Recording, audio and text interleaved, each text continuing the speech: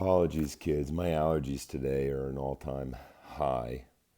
But we pushed through. We pushed through. September 4th, Ezekiel 40, verse 38. There was a chamber, and its entrance by the gateposts of the gateway, where they washed the burnt offering. In the vestibule of the gateway were 2 tables on this side and 2 tables on that side, on which to slay the burnt offering, the sin offering, and the trespass offering. On the other side of the vestibule, as one goes up to the entrance of the northern gateway, were 2 tables. And on the other side of the vestibule of the gateway were 2 tables. 4 tables were on this side and 4 tables on that side, by the side of the gateway, 8 tables on which they slaughtered the sacrifices. There were also 4 tables of hewn stone for the burnt offering, 1 cubit and a half long, 1 cubit and a half wide, and 1 cubit high. On these they laid the instruments which they slaughtered, the burnt offering and the sacrifice. Inside were hooks, a handbreadth wide, fastened all around, and the flesh of the sacrifices was on the tables. Outside the inner gate were the chambers for the singers in the inner court, one facing south at the side of the northern gateway, and the other facing north on the side of the southern gateway. Then he said to me, "This chamber which faces south is for the priests who have charge of the temple. The chamber which faces north is for the priests who have charge of the altar. These are the sons of Zadok, from the sons of Levi, who come near the Lord to minister to him." And he measured the court 100 cubits long and 100 cubits wide, 4 square. The altar was in front of the temple. Then he brought me to the vestibule of the temple and measured the doorpost of the vestibule, 5 cubits on this side and 5 cubits on that side. And the width of the gateway was 3 cubits on this side and 3 cubits on that side. The length of the vestibule was 20 cubits, and the width 11 cubits. And by the steps which led up to it were pillars by the doorposts, one on this side and another on that side. Then he brought me into the sanctuary and measured the doorposts, 6 cubits wide on one side and 6 cubits wide on the other side. The width of the tabernacle, the width of the entryway, was 10 cubits, and the side walls on the entrance were 5 cubits on this side and 5 cubits on the other side. And he measured its length, 40 cubits, and its width, 20 cubits. Also he went inside and measured the doorposts, 2 cubits in the entrance, 6 cubits high, and the width of the entrance 7 cubits. He measured the length 20 cubits and the width 20 cubits. Beyond the sanctuary, he said to me, "This is the most holy place." Next, he measured the wall of the temple 6 cubits. The width of each side of the chamber all around the temple was 4 cubits on every side. The side chambers were in 3 stories, one above the other, 30 chambers in each story. They rested on ledges, which were for the side chambers all around, that they might be supported, but not fastened to the wall of the temple. As one went up from story to story, the side chamber became wider all around, because their supporting ledges in the wall of the temple ascended like steps. Therefore, the width of the structure increased as one went up from the lowest story to the highest by way of the middle one. I also saw an elevation all around the temple. It was the foundation of the side chambers, a full rod, that is, 6 cubits high. The thickness of the outer wall of the side chambers was 5 cubits, and so also the remaining terrace by the place of the side chamber of the temple. And between it and the wall chambers was a width of 20 cubits all around the temple on every side. The doors of the side chambers opened on the terrace, one door toward the north and another toward the south. And the width of the terrace was 5 cubits all around. The building that faced the separating courtyard at its western end was 70 cubits wide. The wall of the building was 5 cubits thick all around, and its length 90 cubits. So he measured the temple, 100 cubits long, and the separating courtyard with the building and its walls was 100 cubits long. Also, the width of the eastern face of the temple, including the separating courtyard, was 100 cubits. He measured the length of the building behind it, facing the separating courtyard, with its galleries on one side, and on the other side 100 cubits, as well as the inner temple and the porches of the court, their doorposts and the beveled window frames, and the galleries all around their 3 stories opposite the threshold were paneled with the wood from the ground to the windows. The windows were covered from the space above the door even to the inner room, as well as outside and on every wall all around, inside and outside by measure. And it was made with cherubim and palm trees, a palm tree between cherub and cherub. Each cherub had 2 faces. so that the face of a man was toward a palm tree on one side, and the face of a young lion toward a palm tree on the other side. Thus it was made throughout the temple all around, from the floor to the space above the door, and on the wall of the sanctuary, cherubim and palm trees were carved. The doorposts of the temple were square, as was the front of the sanctuary. Their appearance was similar. The altar was of wood, 3 cubits high, and its length 2 cubits. Its corners, its length, and its sides were of wood. And he said to me, "This is the table that is before the Lord." The temple and the sanctuary had 2 doors. The doors had 2 panels apiece, 2 folding panels, 2 panels for one door and 2 panels for the other door.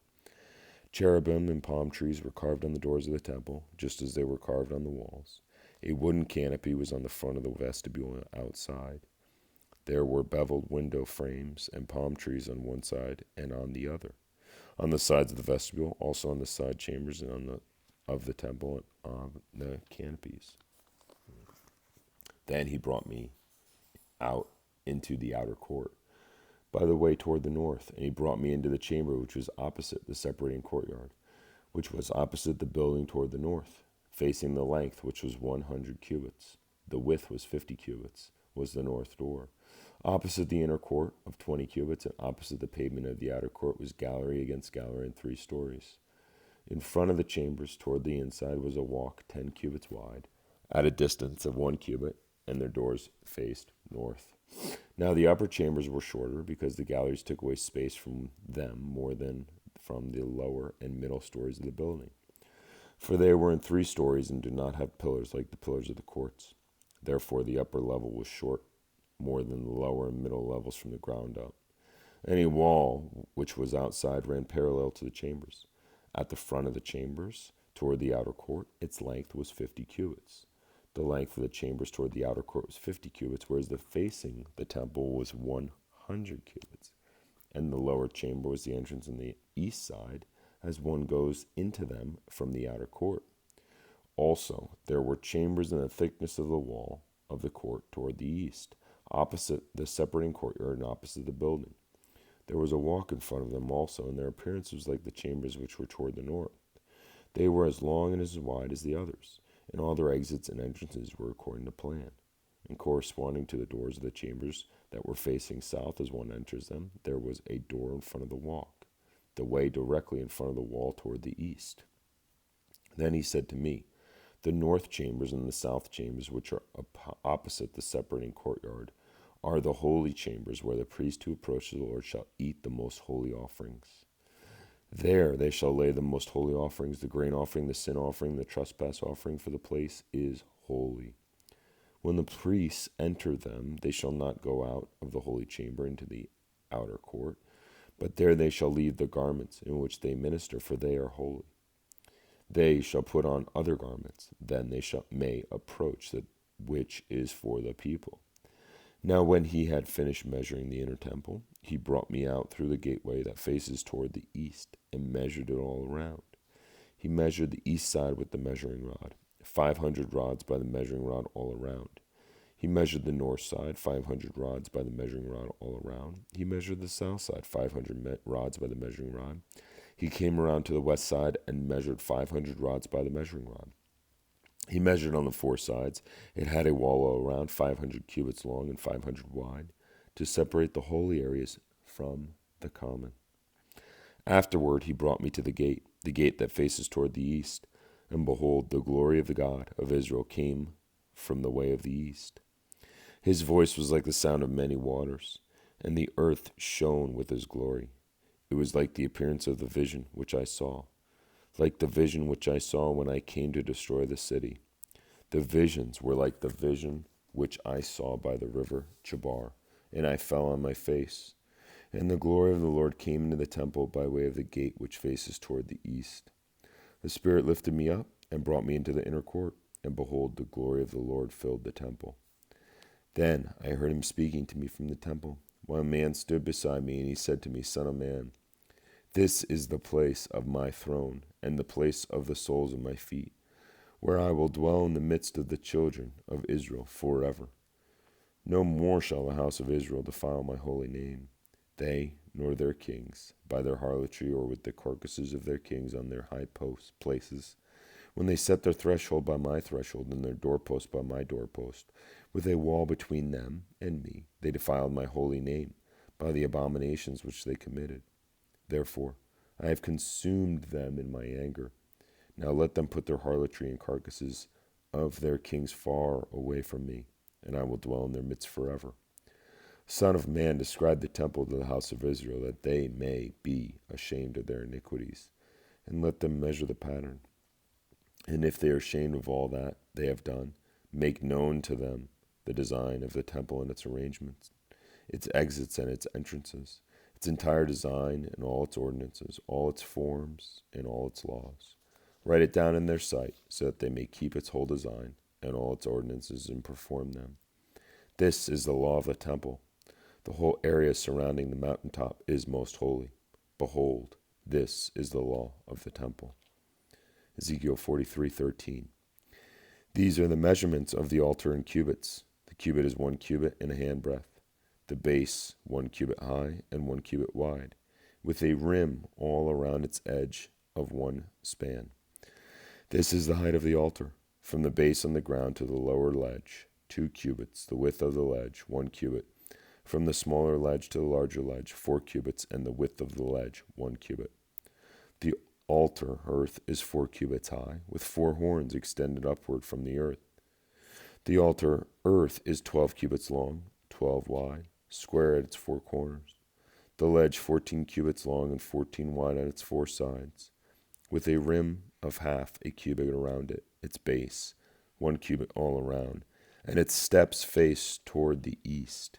And he said to me, Son of man, thus says the Lord God, these are the ordinances for the altar of the day when it is made, for sacrificing burnt offerings on it, and for sprinkling blood on it.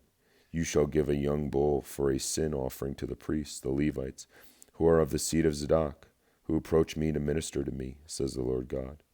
You shall take some of its blood and put it on the 4 horns of the altar, on the 4 corners of the ledge, on the rim around it. Thus you shall cleanse it and make atonement for it. For you shall also take the bull of the sin offering and burn it in the appointed place of the temple, outside the sanctuary. On the 2nd day you shall offer a kid of the goats without blemish for a sin offering, and they shall cleanse the altar, as they cleansed it with the bull. When you have finished cleansing it, you shall offer a young bull without blemish, and a ram from the flock without blemish. When you offer them before the Lord, the priests shall throw salt on them, and they will offer them up as a burnt offering to the Lord. Every day for 7 days you shall prepare a goat for a sin offering. They shall also prepare a young bull and a ram from the flock, both without blemish. 7 days I shall make atonement for the altar and purify it, and so consecrate it. When these days are over, it shall be on the 8th day, and thereafter the priest shall offer your burnt offerings and your peace offerings on the altar, and I will accept you, says the Lord God. Good stuff. Love you guys. Love seeing and paying attention to God's attention to detail as it pertains to architecture. You know, it'd be fun down the road is actually to deep dive these passages with your Aunt Desi, the world-class LEED certified award-winning architect. Love you guys. Talk to you soon.